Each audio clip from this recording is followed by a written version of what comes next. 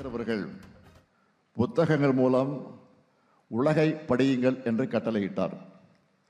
அறிவுக்கான தீ பரவட்டும்னு அவங்க சொன்ன பாதையில தான் நம்ம திராவிட மாடல் அரசும் செயல்பட்டு கொண்டிருக்கிறது.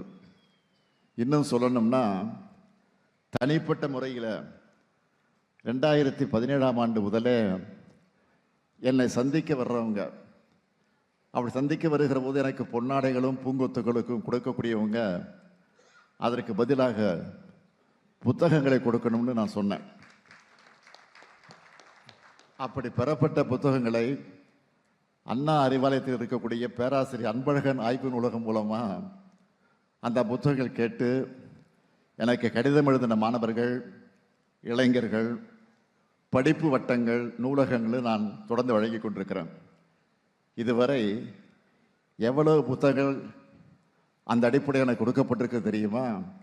சுமார் 4 லட்சம் புத்தகங்கள் வழங்கப்பட்டு அவைகளெல்லாம் நான் பல்வேறு இடங்களுக்கு அனுப்பி வைத்திருக்கிறேன். தமிழ்நாடு மட்டுமல்ல, இலங்கை உள்ளிட்ட தமிழர் வாழக்கூடிய நாடுகளுக்கும் அனுப்பியிருக்கிறோம். புத்தகங்களை பரிமாறுகிறத ஒரு இயக்கமாகவே நடத்திக்கிட்டு இருக்கிறோம். அண்மையில் கூட திமுக இளைஞரணியின் சார்பில் வள்ளுவர் கோட்டத்தில் அறிவு திருவிழா நடத்துகிறாங்க. நான் போய் அங்கே அரை நாள் அந்த வள்ளுவர் கோட்டத்துக்கு சென்று அங்கே அரை நாள் முழுவதும் சுற்றி பார்த்து அந்த புத்தக ஸ்டால்களெல்லாம் நான் மகிழ்ச்சியோடு, பெருமையோடு, பூரிப்போடு பார்வையிட்டேன். நேரம் போனதே தெரியல, அந்த அளவுக்கு நான் பார்த்தேன்.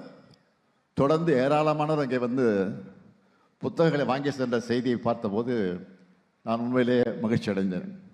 இப்படி நாம் வாங்குகிற ஒவ்வொரு புத்தகமும் தனிப்பட்ட முறையில் நமக்கும் நம்முடைய சமூகத்துக்கும் எதிர்காலத்துக்கு பயனளிக்கக்கூடிய விலை மதிக்க முடியாத சொத்தாக அமைகிறது.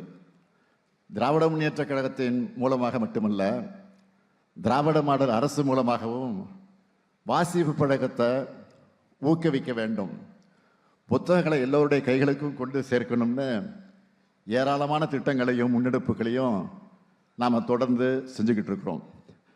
நாம் செஞ்சுக்கிட்டு இருக்கக்கூடிய பணிகளை சிலவற்றை மட்டும் நான் தலைப்புச் செய்திகளாக ஹைலைட்டாக சொல்லணும்னா, இந்தியாவில் மட்டும் இல்லை, இந்தியாவில் இருக்கிற தமிழ்நாட்டில் மட்டும்தான் தமிழ்நாடு அரசால் கன்னிமாரா நூலகத்தோட ஒரு பகுதியில் நிரந்தர புத்தக கண்காட்சிக்கு இடம் வழங்கப்பட்டிருக்கு. புத்தக கண்காட்சியை நடத்த ஆண்டுதோறும் 75 லட்சம் ரூபாயை வழங்கி கொண்டிருக்கிறோம்.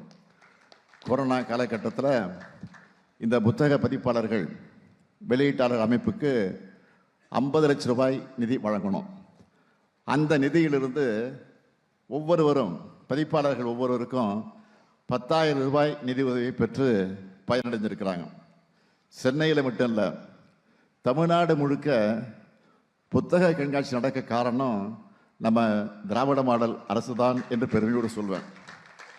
இன்னைக்கு பார்க்குறோம், சென்ட்ரல் மெட்ரோ ரயில் நிலையத்தில் பள்ளிக்கல்வித்துறை சார்பில் சென்னை புத்தக பூங்கா அமைச்சிருக்கிறோம்.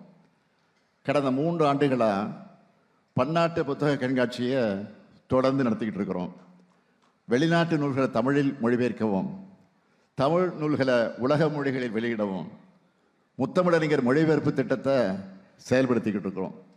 இது எல்லாத்தையும் விட நான் நினைச்சு பெருமைப்படக்கூடிய திட்டமாக 218 கோடி ரூபாயில் மதுரையில் அமைச்சிருக்கக்கூடிய கலைஞர் நூற்றாண்டு நூலகம் இருக்கு.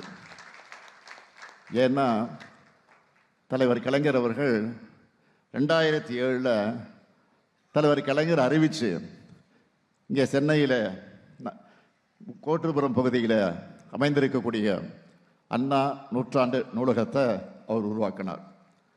அந்த பயணத்தை இப்போ நம்ம திராவிட மாடல் அரசில் இன்னும் வேகமாக தொடர்ந்துகிட்டு இருக்கிறோம்.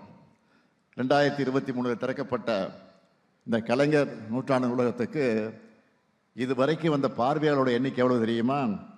24,72,988 பேர் வந்திருக்காங்க. இதுதான் தமிழர்கள் புத்தக மேல் கொண்டிருக்கக்கூடிய பற்றுக்கு சாட்சி.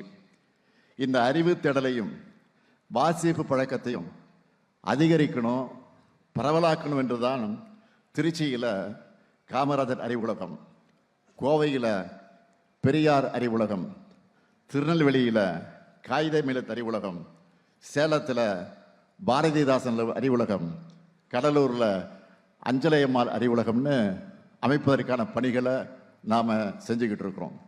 இது மட்டும் இல்லாமல் பழைய நூல்களை எல்லாம் புதுப்பிச்சுக்கிட்டு இருக்கிறோம், பழைய நூலகங்களையும் புதுப்பிச்சுக்கிட்டு இருக்கிறோம். உள்ளாட்சி அமைப்புகளின் வழியாக 604 நூலக கட்டடங்கள் கட்டியிருக்கிறோம். 1469 பொது நூலகங்களுக்கு வைஃபை வசதியும் ஏற்படுத்தி தந்திருக்கிறோம். அண்ணா நூற்றாண்டு நூலகத்தில் சென்னை இலக்கிய திருவிழா, நெல்லையில் பொருணை, கோவையில் சிறுவாணி, திருச்சியில் காவேரி, மதுரையில் வைகை அப்படின்ற நிலையில் இலக்கிய திருவிழாக்கள் எல்லாம் தொடர்ந்து நடந்துக்கிட்டு இருக்கிறோம். அது மட்டுமா, தமிழ் நூல்கள் நாட்டுடைமை, எழுத்தாளர்கள் பிறந்த நாளில் கூட்டங்கள், குறைந்த விலையில் சங்க இலக்கிய நூல்கள் வெளியீடு, திராவிட களஞ்சிய உருவாக்கம், இதழியாளர்களுக்கு கலைஞர் எழுதுகோள் விருது, உலக பல்கலைக்கழகங்களில் செம்மொழி தமிழ் இருக்கைகள், நூலகங்களுக்கு சிற்றிதழ்கள், இலக்கிய மாமணி விருதுகள், உயரிய விருது பெற்ற எழுத்தாளர்களுக்கு கனவு இல்லம், திசைதோறும் திராவிடம்னு எழுத்தாளர்களுக்கு ஏராளமான திட்டங்கள் செயல்படுத்தப்பட்டு வருது. இப்படி என்னால் இன்னும் நிறைய முன்னெடுப்புகளை சொல்ல முடியும். இதையெல்லாம் தமிழ்நாட்டு மக்கள், குறிப்பாக இளைஞர்கள் பயன்படுத்தி கொள்ள வேண்டும். 2 இளைஞர்கள் சந்திச்சுட்டா, இப்போ நீங்கள் படிச்சுட்டு இருக்கிற புத்தகம் என்னன்னு புத்தகங்களை மையமாக வச்சு பேசக்கூடிய அளவுக்கு இருக்கணும். புத்தகங்களை பற்றி விவாதிக்கிற அளவுக்கு வாசிப்பு பழக்கம் அதிகரிக்கணும், அறிவித்து பரவணும். இன்னைக்கு வளர்ந்திருக்கக்கூடிய தொழில்நுட்பம் புத்தகங்களை படிக்க நிறைய வாய்ப்புகளை உருவாக்கியிருக்கு. மின்னூல்கள், கிண்டில் கருவின்னு நிறைய ஆப்ஷன்ஸ் வந்துடுச்சு. பல்வேறு இணைய நூலகங்களில் இருந்து நம்மால் எளிதால புத்தகங்களை டவுன்லோட் பண்ணிக்க முடியும். இத்தனை வாய்ப்புகள் இருந்தாலும் ஒரு புத்தகத்தை கையில் ஏந்தி ஒவ்வொரு பக்கமாக புரட்டி படிக்கிற அனுபவமே தனி சுகம்தான். புத்தகத்தோட ஒவ்வொரு பக்கத்தையும் புரட்டும் போதும் புது வெளிச்சம் நமக்கு கிடைக்கும். அந்த வெளிச்சத்தில் அறியாமை எனும் இருள் விலகணும். இளைஞர்களுக்கு நான் சொல்றதெல்லாம், தமிழும் தமிழ்நாடும் செழிக்கணும்னா, நீங்கள் வெற்றியாளர்களாக உயரணும்னா புத்தகங்களின் அறிவாயுதங்களை இறுக பற்றி கொள்ளுங்கள். வெளிநாடுகளுக்கு போகிறப்போ அங்கே பூங்காக்கள், பயணங்கள்னு பொது இடங்களில் நிறைய பேர் புத்தகங்களை படிச்சுக்கிட்டே போகிறத நான் பார்ப்பது உண்டு, நீங்களும் பார்த்துருப்பீங்க. ஆனால் இங்கே அந்த நிலைமை இல்லை. இது மாறணும். உங்களோட சிந்தனைகள் வளர வளரத்தான் நம்ம தமிழினத்தோட வளர்ச்சி மேல் நோக்கி போகும்.